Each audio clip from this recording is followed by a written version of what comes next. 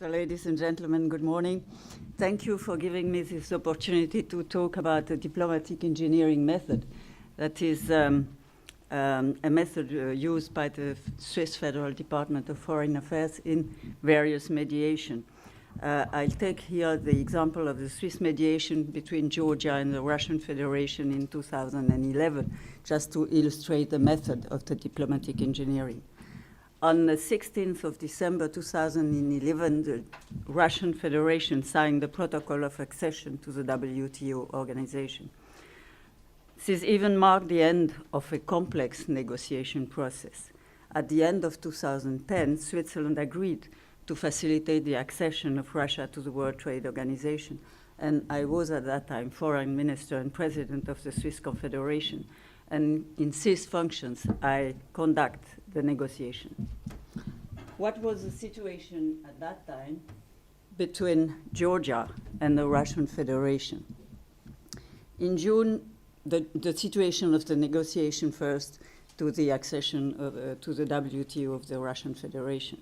In June 1993, the Russian Federation applied for accession to the WTO, when then it was still the general agreements on tariffs and trade. And Georgia has been a member of the WTO since 2000. The bilateral trade negotiations with Russia ended formally in 2004. However, since 2008, you know, it was a war there in the region, the Georgian War. 2008, the customs crossing in Abkhazia and South Ossetia had been under de facto control of the Russian Federation. And Georgia considered that, in view of the altered situation, that the bilateral negotiations with Russia to accede to the WTO were not closed. It intended to veto the Russian Federation's accession. And that's why informal negotiations seem to provide a way of breaking the deadlock. The aim of the negotiations was to facilitate the entry of the Russian Federation into the WTO, and it was to find technical solutions within the framework laid down by the WTO without prejudging the political positions of the two parties. For Russia, this meant ruling out any political concessions that would lead to indirect or direct recognition of any Georgian sovereignty over Abkhazia and South Ossetia, territories that were recognized by Russia as independent.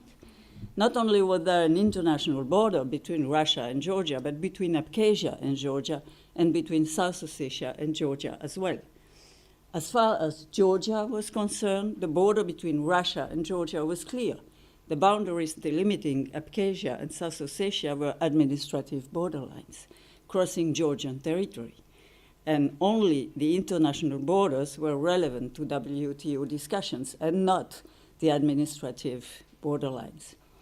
On the other hand, leaving aside the border issues, there were common interests and mutual advantages in Russia joining the World Trade Organization.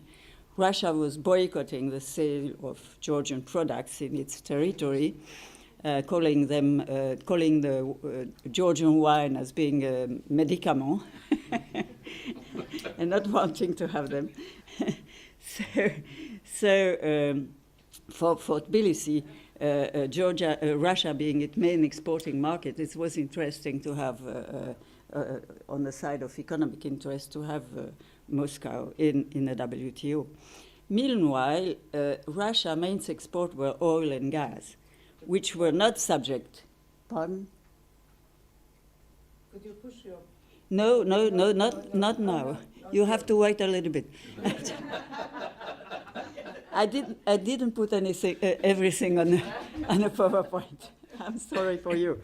But since Russia's main exports were oil and gas, which were not subject to tariffs and were outside the purview of the WTO, the Russian government, or at least some of its members, nota bene Putin, were ambivalent on the merits of joining the organization, as this would also mean for Russian companies to be submitted to fierce international competition. And to complicate matters, that's why I didn't put it on a PowerPoint, but the matter is very, very complicated. You have to understand that. Georgia repeated emphatically that there were far greater obstacles to Russia's accession to the WTO than the prospect of the Georgian veto. Why? Referring to bilateral negotiation in the framework of Russia's ongoing WTO negotiation between Russia, United States, between United States, Russia, and the European Union. The trade negotiations were proving very difficult between these different parties and could derail the entire process at any stage. So the Swiss mediator was facing a very, very difficult task. Now I come to the next. Why Switzerland? Why? It was a demand from President Obama and Medvedev. They discussed together in November 2010 and put Switzerland as a possible mediator. What? Why? What about Swiss diplomacy that made the conclusion of an agreement possible?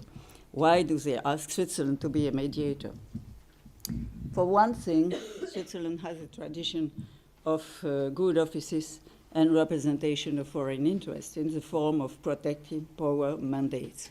Georgia and Russia had broken off diplomatic relations during the armed conflict between the two countries in 2008, and reciprocal agreements for the representation of Georgian interest in Russia and Russian interest in Georgia were signed and approved by the Swiss government and by Russia and by Georgia in December 2008.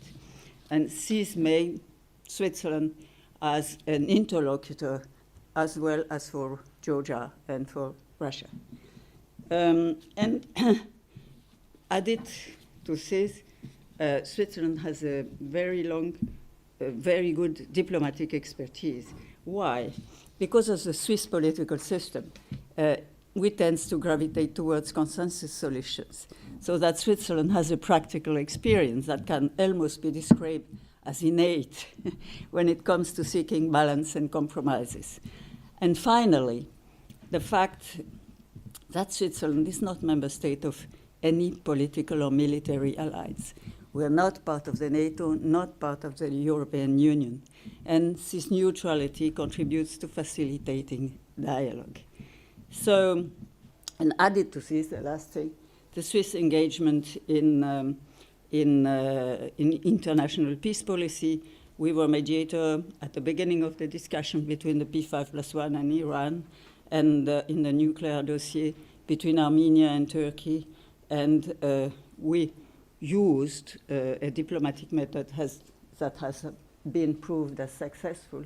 That means the diplomatic engineering method. So what is the diplomatic engineering method? Don't worry, it comes afterwards on the screen. I just describe it. What are the main features of the diplomatic engineering approach compared to existing negotiation theory?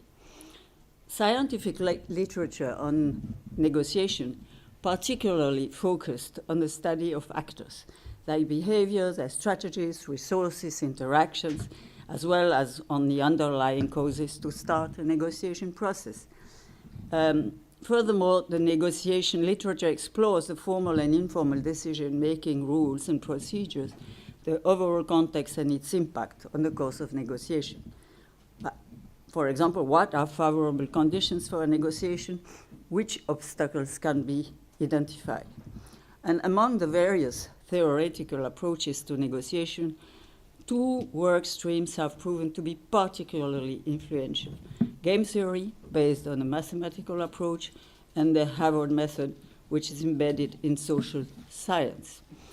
Acknowledging the particularity of each negotiation setting, Switzerland worked on a process-based approach that relies on existing negotiation literature and at the same time rooted in real-world negotiation experiences. And that's what we call diplomatic engineering. Diplomatic engineering, here you have a graph. Voilà, this is this. Don't be afraid. What does this mean? The graph illustrates the three phases of the diplomatic engineering process. First, a thorough analysis of the negotiation situation and of the parties' interest during the preparation phase. That is what you see here, the first. Second, splitting the complex negotiation problem into well-defined sub-problems. And third, the formulation of solutions. At the input level, negotiators may draw on a variety of disciplines and scientific methods to address sub-problems through a negotiation engineering process. At the output level, the process results in solutions that are based on objective criteria and may be presented in mathematical terms as algorithms, formulas, or in form of categorization. You will see afterwards, in my case, how we did it on a technical and mathematical level. The general framework of the negotiation. That means which factors we had to take into account to obtain a mutually acceptable solution for both Georgian and the Russian Federation, having in head that we applied the diplomatic engineering method. First, we had to take into account the asymmetry of relations between the Russian Federation and Georgia. Consequently, we defined a general framework of the negotiations in consultations with the parties. This framework was a bilateral one in order to respond to the asymmetry of the relations. Because you had Georgia, and Georgia saw itself as a victim of centuries-long domination by Russia. It was in conflict not with the territories of Abkhazia and South Ossetia, but with the Russian Federation, who, in its view, was illegally occupying 20% of the Georgia's territory. And relations with Russia were fraught with suspicion, heavily asymmetrical, the mighty Russia facing the little Georgia. At the same time, the two parties were structurally dependent. They were neighbors. They had developed a common culture. They had traded with each other. The elites of the two countries knew each other. They had studied in the same universities, and to all intents and purposes, they were used to each other, spoke the same languages, and so on. It was therefore up to Switzerland as facilitator to correct the imbalances. So you can think about analogy with the current problem of North Korea and United States. It was up to Switzerland to correct the imbalances, constantly trying to find symmetry between the parties, and in spite of mutual suspicion, to bring the discussions back into the technical domain, where their interests were similar. Before the negotiations even began, the issue of who had requested the discussions awakened a number of sensitivities. Georgia wanted an official letter from Russia requesting bilateral discussions, and Russia refused to comply in that form. So what can you think what we had to do? So finally, a letter of the president of the Russian Federation to the protecting power, Switzerland, who was representing the interest of Russia in Georgia. And in his letter, Russia accepted to receive a Swiss delegation in Moscow. And also, on the other side, a letter of the president of Georgia was addressed to the protecting power, Switzerland, to accept to receive a Swiss delegation in Tbilisi. So we had solved this difficult problem of who asked for discussions. So you understand that the role of mediator would consist of bridging the differences and finding areas of convergence. As a third country accepted by the parties, Switzerland sought a balance between them, stressing through the fundamentally bilateral nature of the negotiations. So there were bilateral negotiations between the Russian Federation and Georgia, and they were at the same level, not one being bigger than the other one or having more importance than the other one. Second point, second factor, the level playing field.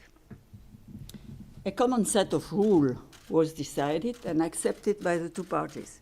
For instance, requests by one party to the other must always be transmitted through the mediator and not directly to the other party, never. So that the rejection of a proposal would not go to the other party, but to the mediator. And the parties also agreed not to comment publicly on that discussion. It put me sometimes in a difficult situation because the angry of both came to me. Every morning I had a phone call saying, you heard what the other said or they has done. But it was a condition in order that nobody felt aggressed by the other. In addition, the mediator could help the parties to agree on solutions. It was not up to the mediator, that means Switzerland, to formulate those solutions. But for certain delicate issues, she was entitled to make suggestions, both on matters, procedure, and substance. She could initiate clean-up draft text in a cumulative way for eventual decision-making text based on informal consultations in flexible and different format. So we took a very active role in this mediation. Third, teamwork. Mediation is not a solitary task. It involves teamwork in which each individual has a role to play, the ministers, the diplomats, the experts, the technicians. And since negotiations combine both political and technical components and came under the responsibility of two federal departments in Switzerland, Economic Affairs and Foreign Affairs, a Swiss coordination task was set up. And Russia and Georgia also appointed joint teams comprising both economic and negotiating policy experts. Because the negotiation process included highly complex technical elements, the mediator sought the support of both public and private sector experts specialized in customs management and supervision. It was really difficult to make it admit by the federal department and by Foreign Affairs of Georgia, Russia, and Switzerland to call up some private sector experts in the negotiation teams. But this was such a technical matters of border control that we could not, only with diplomats, arrive to find a solution. So there were also regular contact, not only with experts, not only with public authorities, not only with diplomats, but also with international stakeholders interested in finding a solution. That means including the United States, the European Union, and of course, close cooperation with the World Trade Organization. I have to say that, as I said to the director of the WTO, Pascal Lamy, that Switzerland would undertake a negotiation, a mediation between Georgia and the Russian Federation to the entry of the WTO. He looked at me and he said, "My dear, you have 99% of chance not to succeed." Last point, strong and neutral mediator. And Switzerland's mediation was very active. That at times generated a lot of nervousness. But this activism had its reasons. Time was of essence. We had to succeed in less than 1 year. Beginning of 2011 and end of 2011. And so we had to prevent any objections or delaying tactics. And at the same time, we had to remain attentive to the parties and avoid upsetting them and derailing the process. And we had to be strong and neutral at the same time, because the process was fraught with mutual mistrust between the parties and considerable asymmetry. So the mediator was in for a call to account sometime rather harshly. I remember my meeting with the Georgian Prime Minister. It was a young and dynamic man, and he said to me, after I presented a draft paper, he said I was a Russian negotiator. And he accused me of partiality. And just I keep calm. I kept very calm. And the Swiss ambassador in Georgia, sitting next to me, took the floor and said, Switzerland is a mediator, not Georgia. And it was up to Switzerland to lay down the rules of the game. Point, fine, finished. And it allowed me to directly keep calm and continue the discussion on a more rational way. Sixth point, reducing the complexity, splitting the problem into sub-problems. That's a difficult task if you are confronted with a very complex case. You have to split problems into sub-problems in order to get to a rational way of seeing things and to be able to find solutions. We assessed the situation and defined the general framework of the negotiation, and then we worked on the substance. In view of the difficult context, it was important to avoid any politicization of the process. That is, to avoid broadening the subject matter under discussion. And the point of contention had always boiled down to the different understanding between the two parties of what constituted the Georgian customs area. For Georgia, the international border was between Russia and Georgia. Abkhazia and South Ossetia were part of the WTO since those territories belonged to Georgia, which was a member. Consequently, it was important that the model avoid any reference to the Georgian border. And we focused on customs management and control. But how can you control the flow of goods going through a border or a demarcation administrative border, whatever you call, without having a clear definition of what a border is? It was really, that was really the point. Would it be possible for the parties to agree to the stationing of Georgian officials at checkpoints? And if yes, where would be the checkpoints where would they be located? Were there other possible forms of control? For instance, international presence or automated control.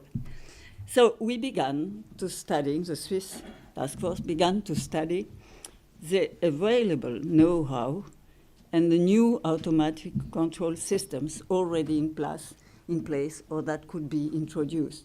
We approached the Swiss customs. They had no idea. We approached the World Customs Organization. No idea, no help from that side in Brussels. And no, but it was really, we faced a situation, it was really challenging. And then we approached a private Swiss company specializing in customs control, and which we worked finally closely on technical matters. So the first thing this private company said to us, you need to have data. So we obtained from the parties the data needed to develop a possible model that could meet, with their approval, information on border crossing procedures, their technical compatibility, the type and volume of goods, the different players involved, on clearance time, on the available networks and internet connections and infrastructure in general. So you see the parties who couldn't speak together. We came to them and we said, so look, you fulfill these papers, please, on data. I couldn't say no. So they began on technical level to fulfill all these requirements on data information, and the negotiation began with that on a technical, very technical level on the customs requirements. And we began to clarify into the possible technical solutions from this beginning, these papers. Then the formulation of solutions. Early during the negotiation process, I think the next one is coming afterwards.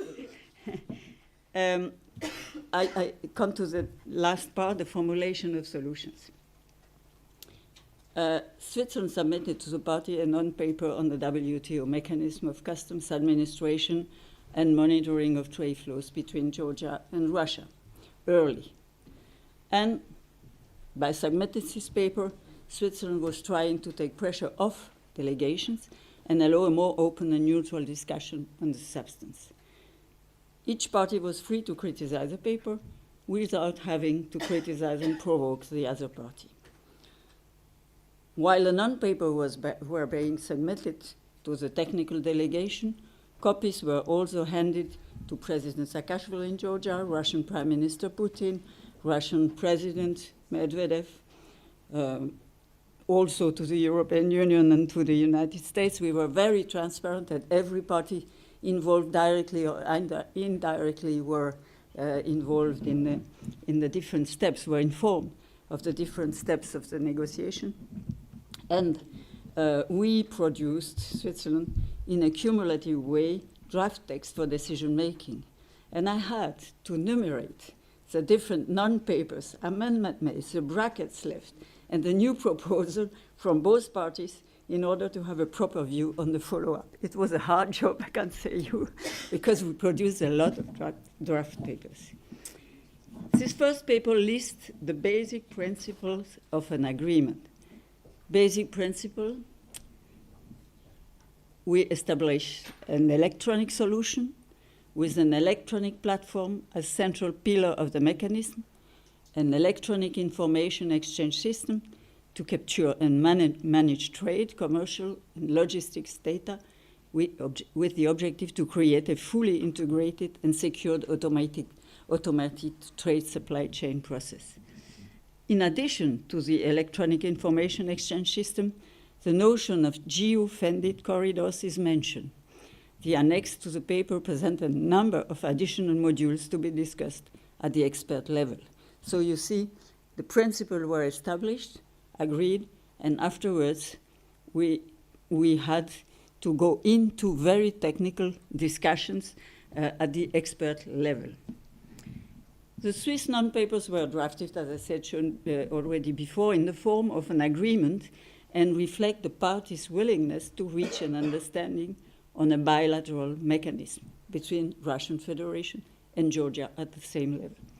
But we had some problems.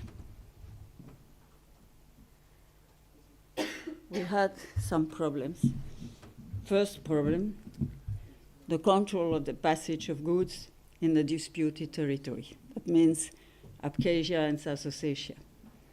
The framework of the agreement defined its scope in view of the political situation, because we wanted to through the political problems through the window, but it came always at all the steps it came into, and it was inevitable that the proposal should contain a certain amount of constructive ambiguity.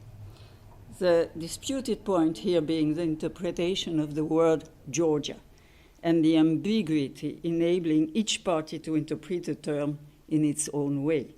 Generally speaking, Georgia wanted as precise a framework as possible, and Russia favored maximum ambiguity. So we had to find a way in between. Second, terminals and corridors. It was upon returning from a visit to Georgia in a plane that the idea of corridors emerged. The Swiss delegation studied the map of the region, and the head of a political division in charge of Georgia took his pencil and made a few scribbles around the possible transit routes. And this led to the birth of corridors, defined by points of longitude and latitude. I don't know how to say that in English, to say longitude and latitude. All points of the corridor are defined. You have an axis, it's this agreement, with all the latitude and longitude points, 3-4 pages about that, but no name of local, no name on the ground. Georgia wanted traffic corridors, wanted all points of the corridors mentioned, as well as checkpoints with control officers. For Georgia, the solution did not go far enough, while for Russia, the concept of corridors already went too far. So, third problem, monitoring.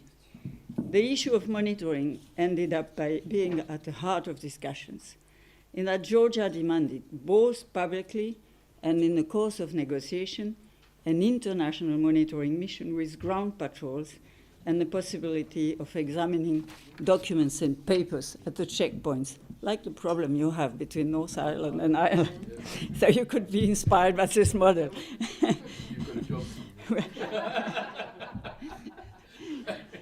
Russia was persistently opposed to the presence of foreigners with executive functions at its border. So, at the end of October, we were near the end of the year, the parties accepted the principles of a compromise along the following lines. The agreement covers all trade that enters or exits predefined trade corridors. Corridors are predefined land strips. The corridors cover trade with both disputed territories, Abkhazia and South Ossetia. That means you have corridors including Abkhazia and including South Ossetia, and a third one, not to have only two, and a third one in between. Strict status neutrality. The proposal speaks of trade corridors instead of checkpoints and borders. The paper does not contain any disputed geographic names but coordinates. 3, the monitoring of the trade is done by a neutral private company and comprises 3 key elements: risk management of goods before they enter the corridors, on-site monitoring and auditing of statistical data. You understand here the method of the diplomatic engineering, relying on technical points and statistics. 4th, disputes shall be settled in a joint committee, Georgia, Russia, and a third party. If no settlement is reached within this body, then the dispute can be submitted to the WTO arbitration court. 5th, access to data. The work will be done with electronic platform, one of them being the integrated database of the WTO, and that means trade statistics for all air, land, and waterborne traffic are transferred to this database. The data on trade that enters or exits the corridors goes to an electronic platform provided for under the agreement, which receives data relating to trade inflows and outflows, and it's accessible to a neutral private company for risk management purposes. 6, the parties ask Switzerland to assume the role of a neutral third party. Switzerland is represented in that function in a joint tripartite committee supervising the implementation of the agreement.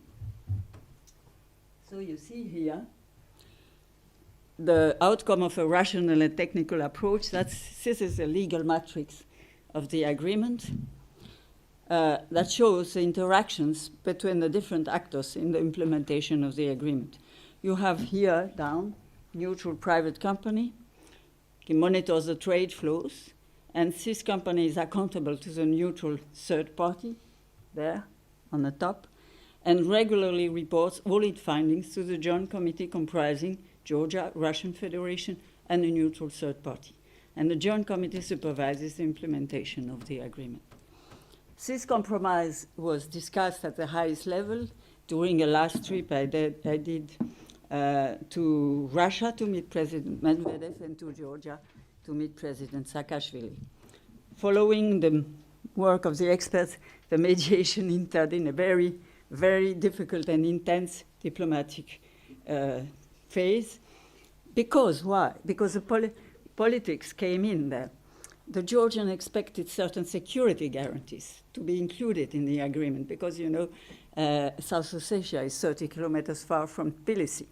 And they were very much afraid about trading between all these corridors and things like that.